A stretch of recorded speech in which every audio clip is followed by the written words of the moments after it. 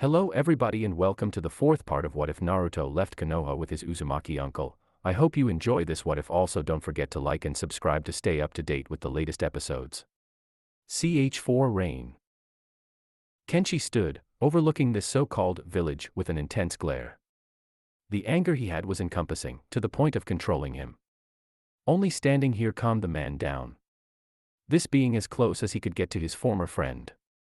Shifting his footing, the rock beneath stood silent and unmoving. The Hokage Mountain, a cliff that overlooked the entirety of the village. And upon it was the faces of each Hokage of the leaf. The first, to the late fourth. Each man had been responsible at one point in their lives for the overlooking of this village and its protection. These ninja were the pride and joy of their culture, if they had any pride left.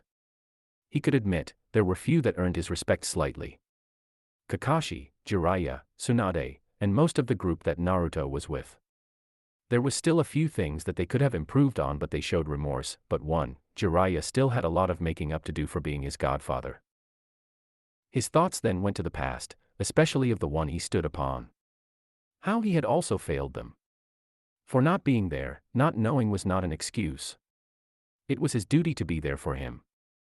Why couldn't he have been there? It was useless to wonder what if now. It only leads to regret, which leads to only more sorrow.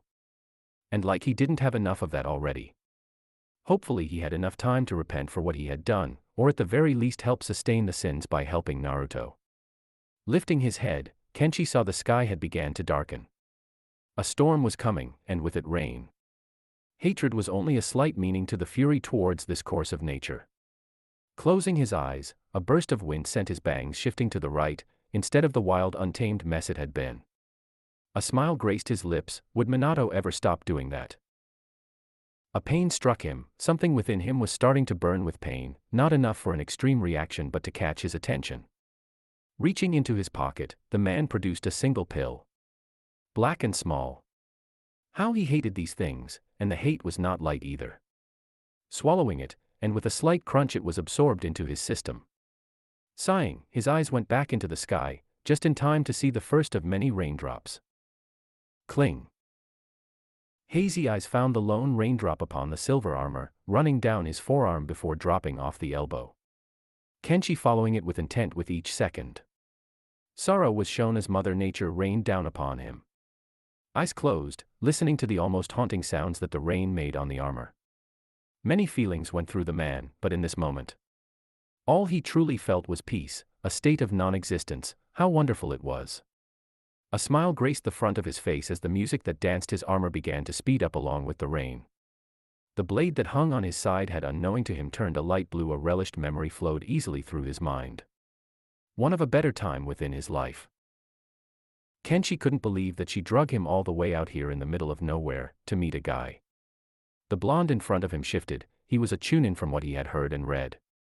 Wearing the standard outfit of Konoha, he was fairly tall with light skin, spiky blonde hair with jaw-length bangs framing his face, and bright blue eyes. The man tried to maintain an air of composure, but he was nervous. Good. He looked to be of Kenshi's own age of 17. His sister stood beside the man. A similar scowl on her face save for her dear brother.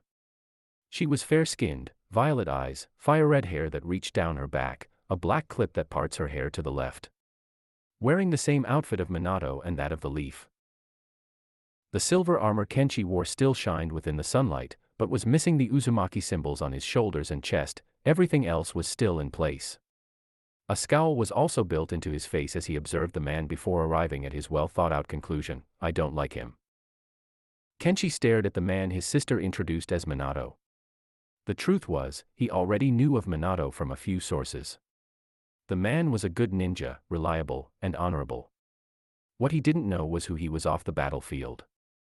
Minato hid slightly behind Kushina, slightly afraid of the imposing ninja. The blonde immediately knew that he had gotten himself into trouble even when had done nothing. This man was practically asking for a reason to not like him.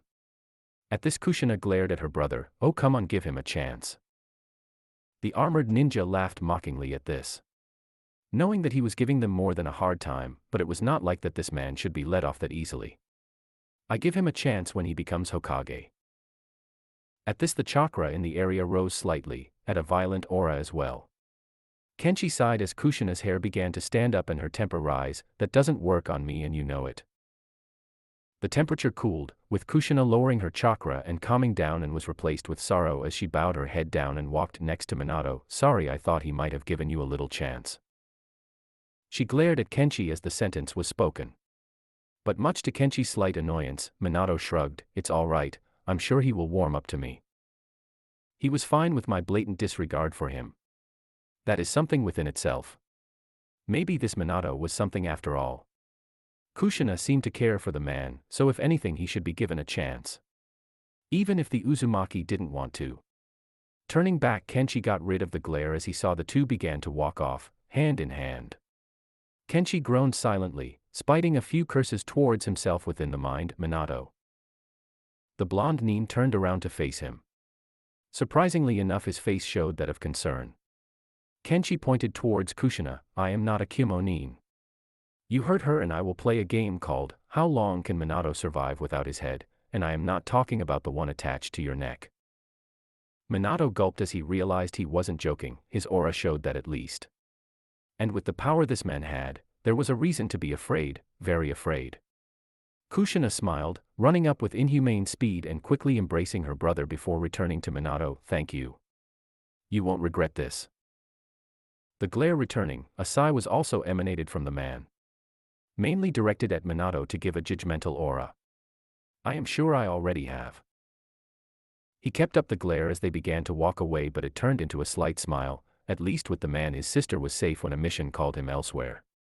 With the final thought, his form turned towards the forest, becoming enveloped within the light.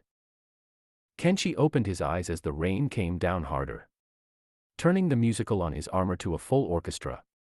Noticing a slight gleam coming from the sword, a furious thought scrambled the mind as the blade returned to its crimson-red color again. That wasn't a good sign. It may be high time to get back, get the seals looked at again. This wasn't supposed to be happening, not now, not today. Looking back at the village as he noticed people cowering from the water and running for their homes. As much as he wanted to see this place be burned to the ground in ashes, he couldn't do that to Naruto. Although they treated him with disrespect, he somehow grew attached to this place and the few friends he had. Turning back to the sky, the light of the clouds flowed wildly through the night. In a flash, lightning struck the ground by his form, sending a monstrous thunderclap throughout the village. Almost like the sky itself was challenging him. A scoff escaped his lips, even nature itself wanted him dead. Opening his arms, waiting, and daring for lightning's embrace to end the light of life. Naruto stared up at the blackened sky with a grimace. Shaking his head slightly as if disappointed in the sky. Man, it's going to rain. Shikamaru stared at the sky for a moment, noticing that the clouds weren't the normal white, a black that covered the sun. True to his word, he could see rain within the distance. He should probably get home soon, not wanting to be yelled at by his mother for being drenched. Wanting to help Naruto was one thing, his mother, that was an entirely other beast he didn't want to mess with. After what had happened, Shikamaru decided that someone needed to stay with Naruto. No one really needed to go through this alone. So he took it upon himself to help out the blonde. That was right, the most unmotivated ninja wanted to actually do something. At first Asuma-sensei was scared for his health, but it was better to do this for Naruto. Not out of pity, but he needed a friend, and it turns out he wasn't the only one who thought this. Still staring after the sky, no attention was put upon the game in front of them. It wasn't that Naruto was a bad player, okay, he may possibly be a horrible player. It wasn't like he was the smartest in the 12, not even 5th. But for what it was worth, he was trying, losing with an incredible lead but trying anyway. With the train of thought ending, he then turned back to the game with possibly less concentration than usual. Yawing a little, not even trying, he moved a random piece forward. Looking up, he saw Naruto's attention was still to the sky. It is your move, Naruto.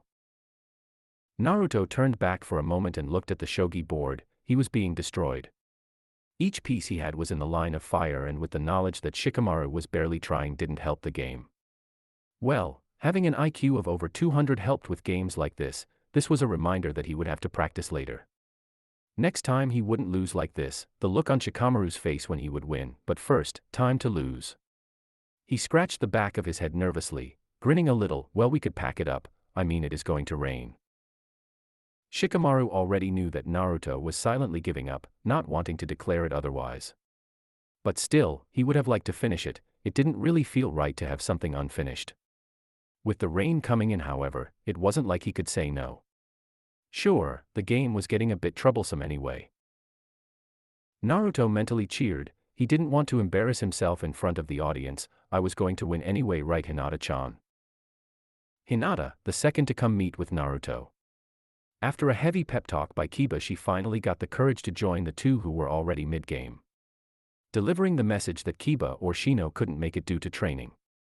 She knew the slight meaning behind this, however. He was giving her a slight chance to get Naruto alone. But with Shikamaru being here, it did make things slightly difficult. Even with an IQ of 200, he couldn't pick up the signal that Hinata wanted them to be alone. Well, it wasn't like she was needed anywhere at the moment. In a silent move, the girl blushed and nodded her head. Mentally, though, she couldn't admit to her crush that he was going to lose without even taking one of the Nara's pieces. Shikamaru packed up the board, folding it in half and placing the pieces in one of his vest pockets. I will finish this game though, Naruto, I'll see you.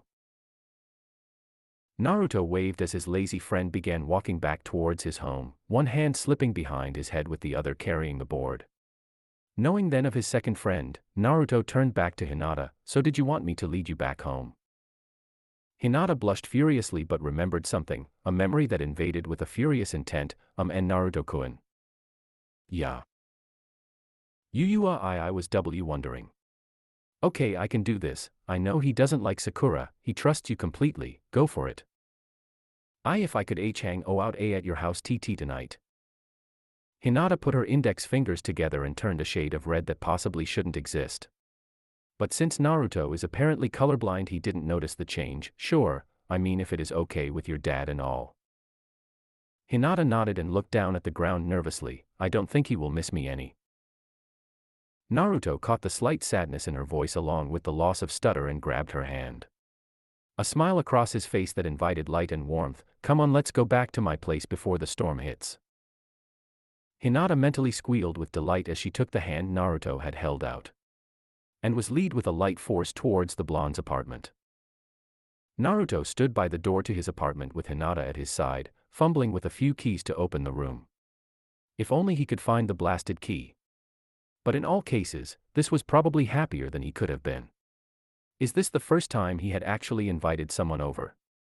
I mean, the third came over sometimes but not invited. Maybe this is.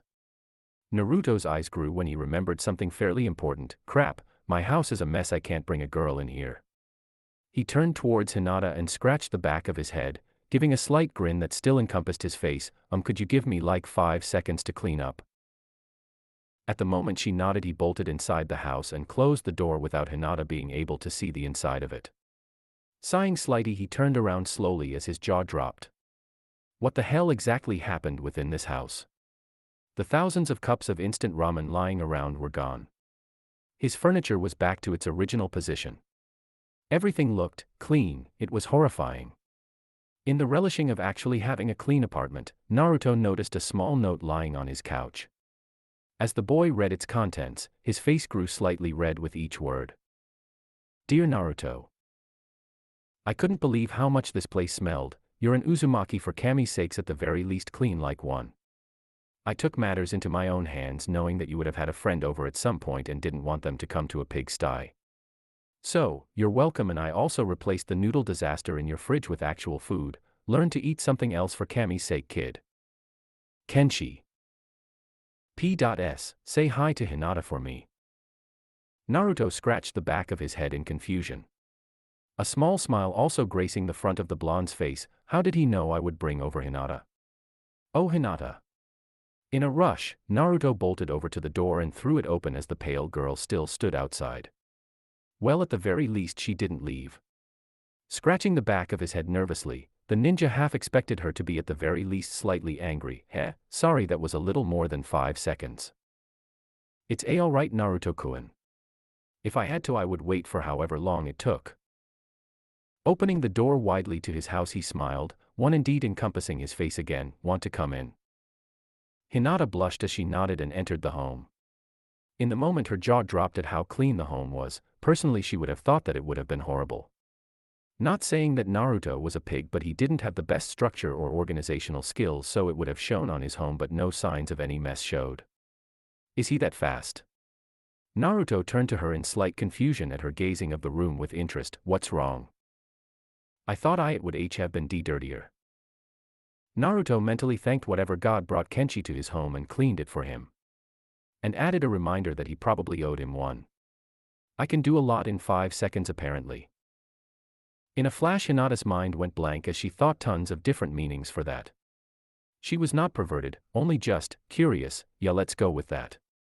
The woman grew more red by the second as Naruto turned to her, waving a hand in front of the young girl's face. Hey Hinata, you alright?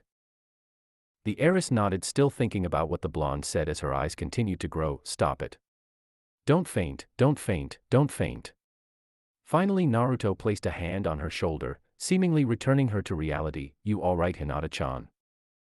Seemingly waking up, the thought drifted finally from her head. Maybe she needed help in the near future for that. Turning back to Naruto, a small mumble escaped her. I am fine. He nodded and sporting the trademark grin. In a blur of movement the young shinobi turned to the kitchen. A perplexed look showed upon the blonde's face, turning slightly towards the woman. So did you want something to eat? Hinata nodded, but with a slight disappointed look on her face. I am sure that it is that noodle abomination, but I don't care. With a smile from the heiress Naruto turned towards the fridge and opened it with a force. Inside was various fruits, vegetables, and anything not ramen. His face looked like it was about to cry when he noticed a small note on the front shelf. It had 3 words, deal with it.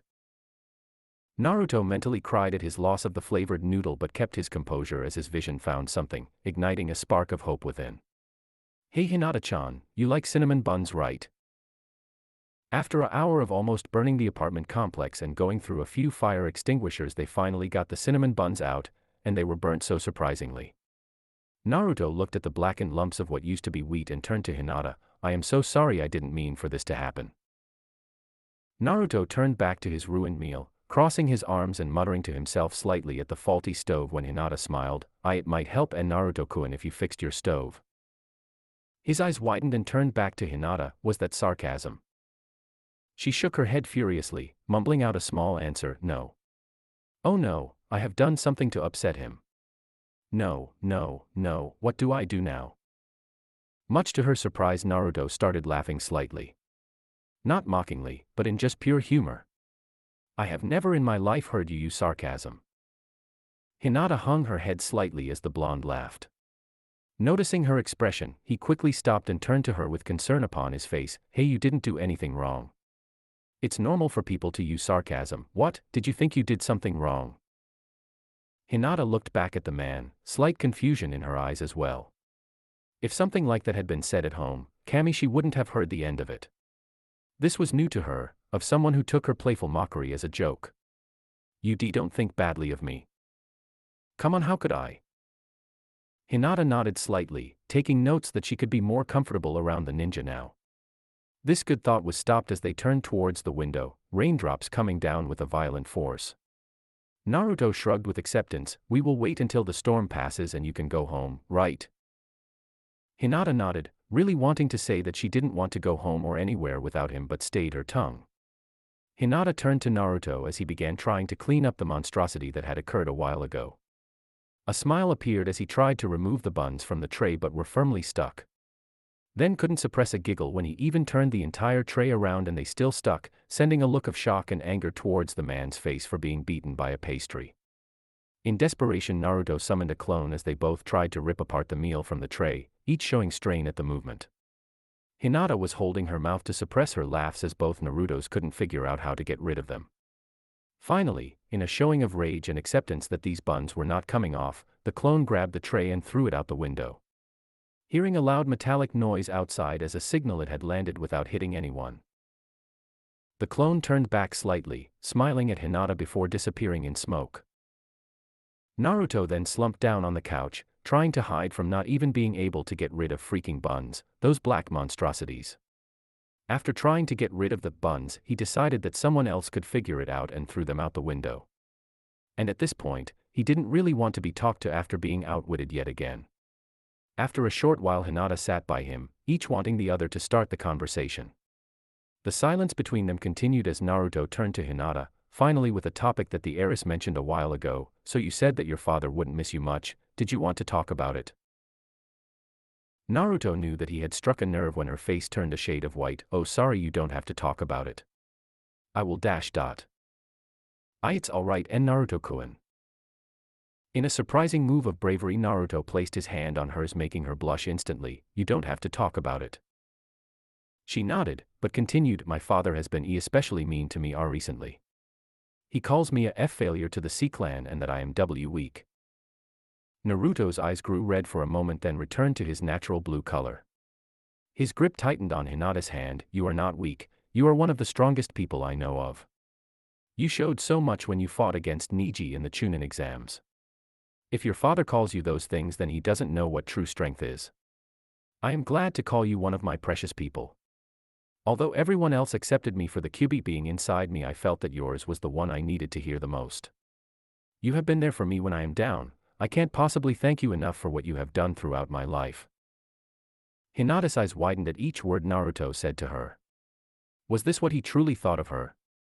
He wasn't lying, at least his chakra said otherwise. The feelings within the woman were unreal, they felt totally different from anything that Naruto had caused her to feel before. This was new, not a violent tightening of the chest, not a stopping of breath, just bliss. Warmth and light filled her mind. This was something else. With a slight nod, she finally regained the power of speech. I will always be there, Naruto-kun. Naruto smiled and stared into her eyes, slightly shocked at something. Hey, you didn't stutter. Hearing a loud rumbling, he turned to the window, now noticing that it was full-on pouring.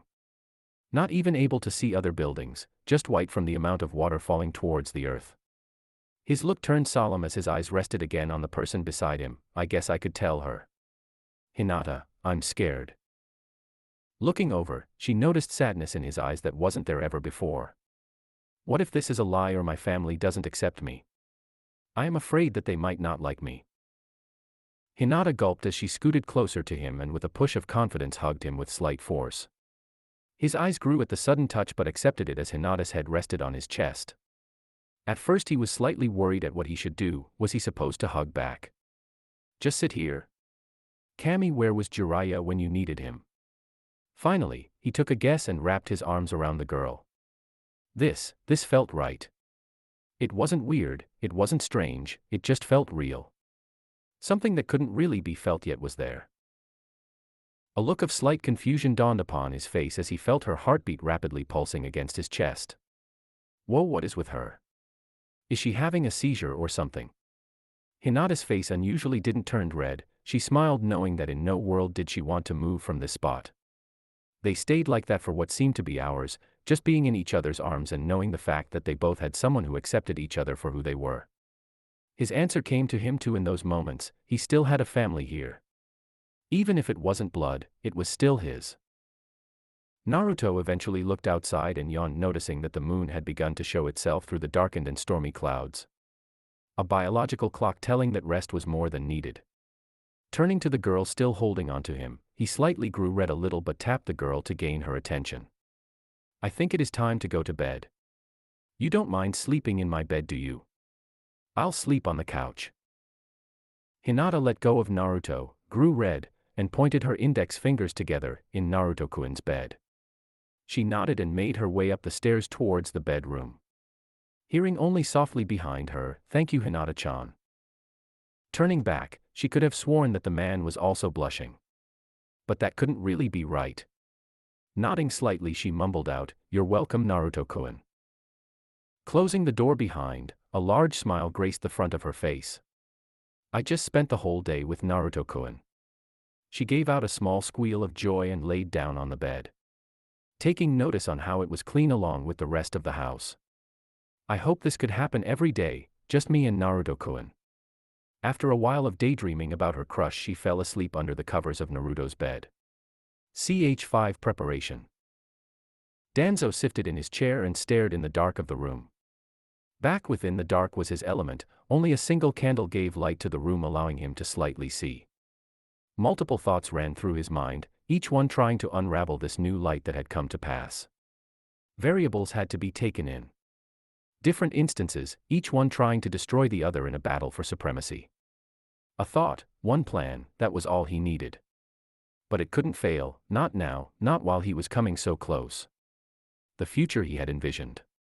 It was so close now, he would not fail. The past few days have been surprising to say the least. I need to find a way to keep that Naruto brat here or I will have to accelerate my plans. The Uzumaki clan will be a hindrance no more. The leaf will finally be under my control. I will not have this man ruin me, but first a test. Sigh. On cue a boy appeared before Danzo and bowed before him.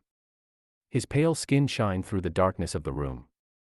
Danzo smiled at the boy. I want you to greet our new guest properly, Sai.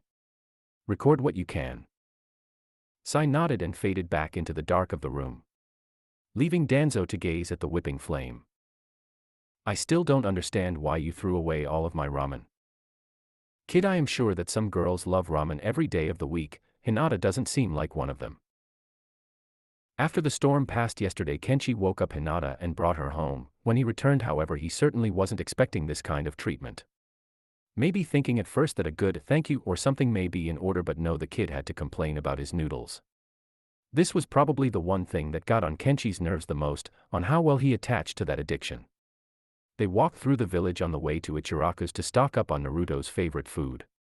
Unfortunately for Kenshi's wallet once more, as it was growing surprisingly lighter during his time with Naruto. Naruto sighed in acceptance. Well, I guess she isn't that fond of ramen. I still have no idea how you messed up making cinnamon buns that bad. It was my first time making them, give me a break. For a moment Kenshi could have sworn Naruto switched places with his mother, the same naive attitude towards almost anything. In experience, it would be better just to let the kid off, rather than experience the full wrath that an annoyed Naruto had to offer. All right kid, I give you this one. Naruto smiled as he got Kenshi off his back.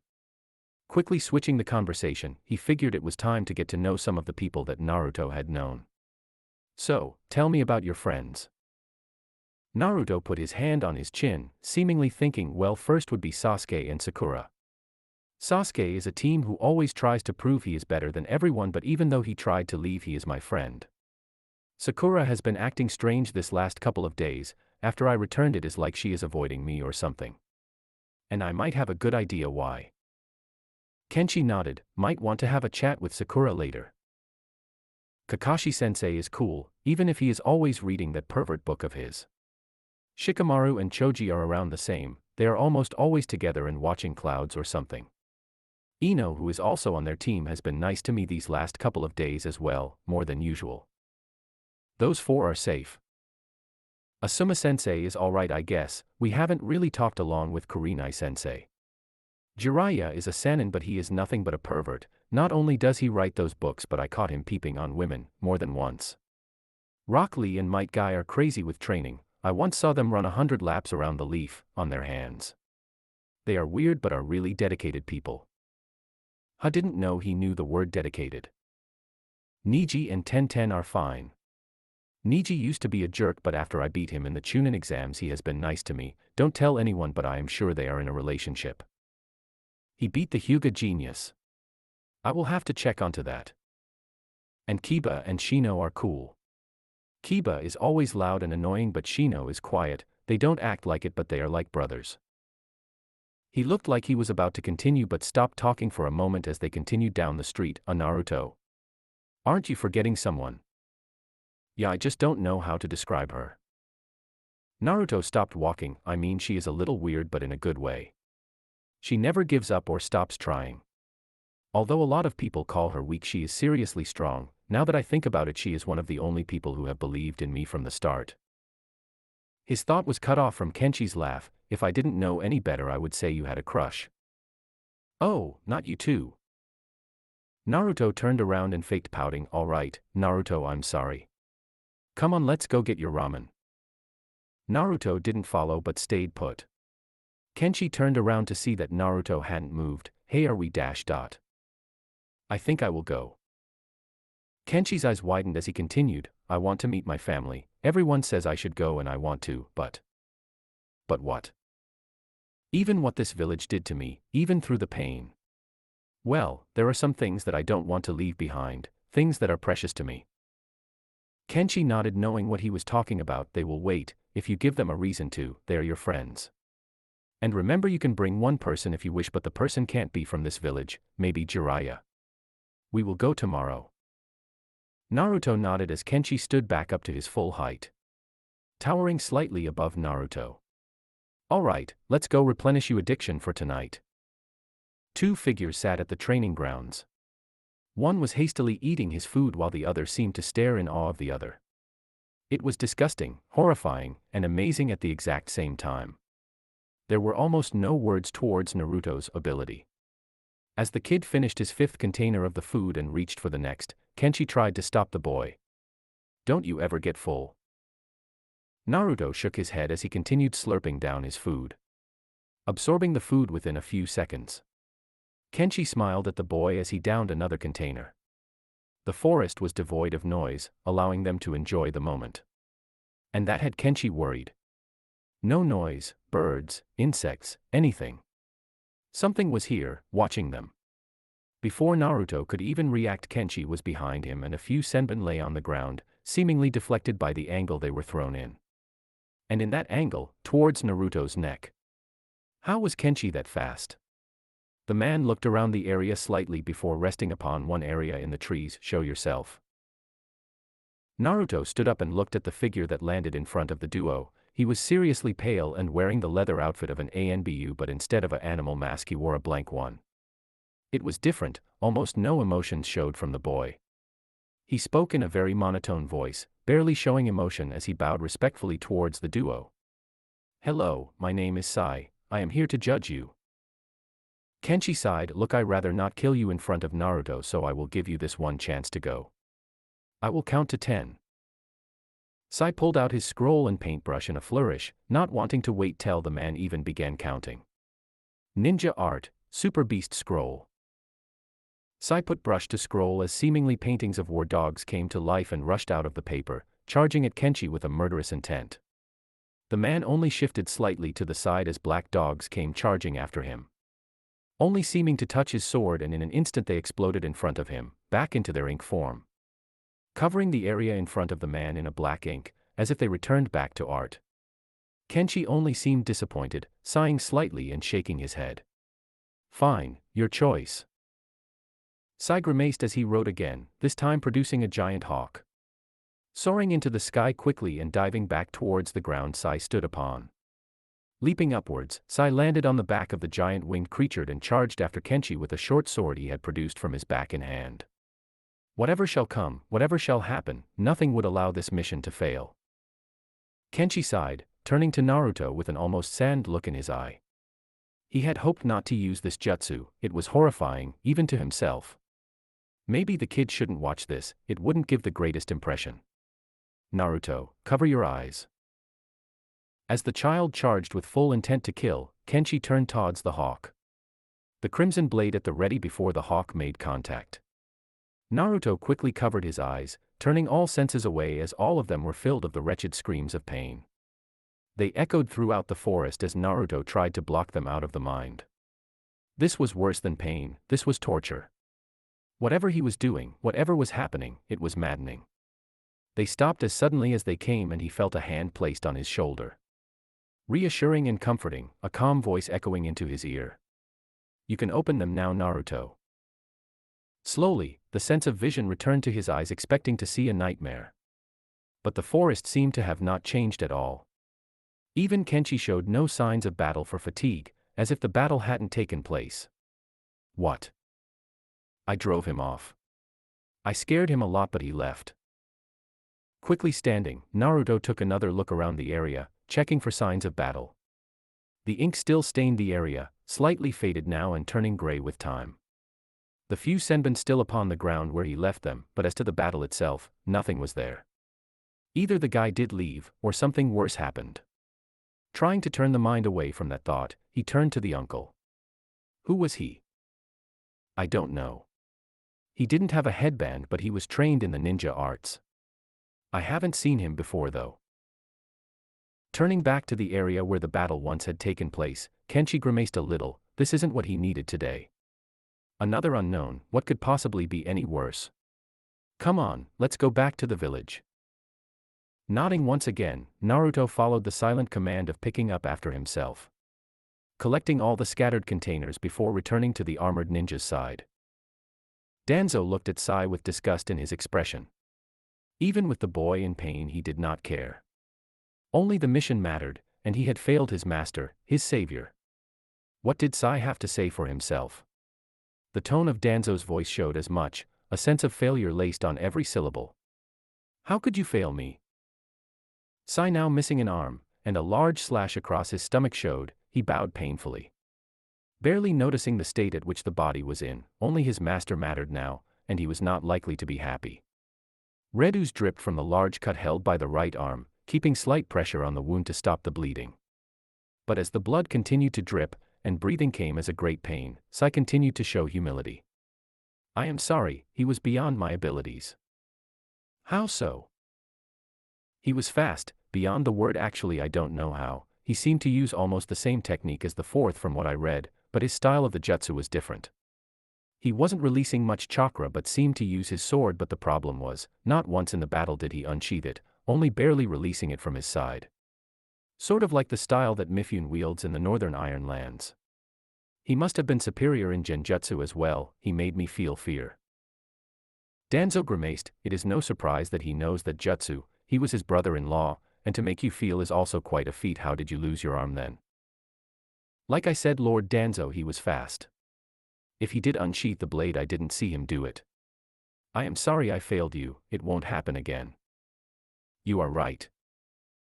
He quickly pulled out Sai's own sword from his back and cut his throat, his body falling on the floor in a pool of his own crimson. Without hesitation, without hatred, he had failed, plain and simple. There was no use for a broken or useless tool. It was only a matter of time before Sai had run his course. He was never one that would make it far. His brother showed more promise. How unfortunate the other survived. Maybe then the tool wouldn't need to die, and the flaw in the plan would be removed. If the man saw you again, he would capture you, Sai. I don't need anyone giving out my secrets, so it is better this way. Fu, dispose of the body. A orange-haired Nin appeared from the shadow of the room, picking up the boy's body, removing it from sight before Danzo could gaze at the boy anymore. The pool of crimson still filled the room, however. That would need to be dealt with. You are becoming a problem, Kenshi. But no matter, you will not get in my way. Kenshi stood in front of the Hokage as he gave the report from being attacked. The words flowing easily, and the battle quickly described. Tsunade kept her head in her hands the entire time. It didn't help that she had a hangover when he told her this. After disposing of the addiction, the two went to the Hokage, hoping that she could give some light on the situation. But unfortunately for them, she sighed, I'm sorry, I don't have a ninja by that description. Kenshi nodded, accepting that Tsunade knew just about every ninja on the force. So not recognizing one would be a suspicion. Maybe the child belonged to another village. But that was sincerely doubtful. Removing that train of thought, however, there was another thought on mind. And on another note, Naruto has made his choice, right? The blonde Nin nodded as he turned back to Tsunade. The voice coming from the child was slightly heavy, still slightly uneasy about this decision but ready anyway. I am going with him. She nodded, smiling. Good, I hope you learned something. How long do you expect to keep him? Maybe until the next Chunin exams. Making a quick note, she quickly a sheet of paper from her desk, skimming it slightly. That's not that long away, actually only a few weeks. Actually no, we sent out word to the other hidden villages, minus the Kumo village, for they were the main force in destroying us in the last war, but the Sand has agreed to send the message for us. So as to avoid any other conflict, the villages proposed a standby on the official Chunin exams, so that way we can ready ourselves, and we should be ready in about 2 years. In the agreement, the villages can produce Chunin if absolutely needed. I guess the other villages really want to meet us as well. And what would qualify? Well, they would have to be skilled first off, but the main reason is that it is not right to ask the villages to only have genin in their villages. That would be wrong. So they made it to where the villages can only appoint a promotion to several nin every time an official exam should start until we are ready.